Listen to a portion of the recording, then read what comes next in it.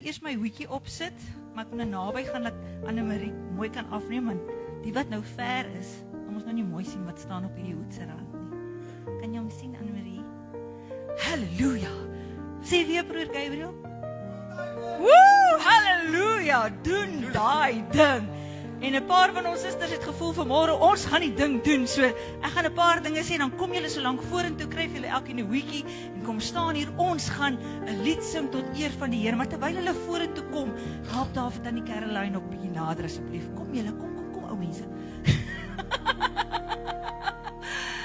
Hierdie dames wil ek vanmôre vir u sê, as ek vra vir hulp, dan is hulle daar.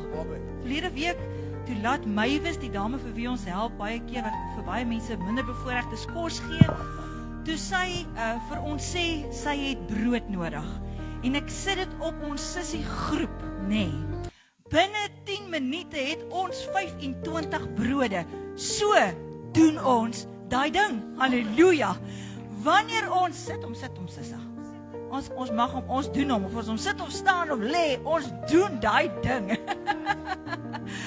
Wanneer ek vir hulle soos vir vanoggend vra, kom ons gee 'n bietjie sport en ons het span gees en ons doen dinge saam, dan help hulle. Ja, Annemarie, jy gaan ook kom. Ons gaan nou as sy almal in dit, gaan ek sommer vir Hannes of vir Jaco vra net om hom te hou. Okay. Wanneer ek sê kom ons het 'n bietjie span gees, ons gaan 'n ding doen, dan doen hulle daai ding. Maar wat ek die meeste waardeer van my sissies, is wanneer een van ons 'n behoefte het en ons noem dit op daai groep, dan weet ek, hulle sê nie net, ons bid saam nie. Hulle bid regtig saam. So, wat moet ons doen?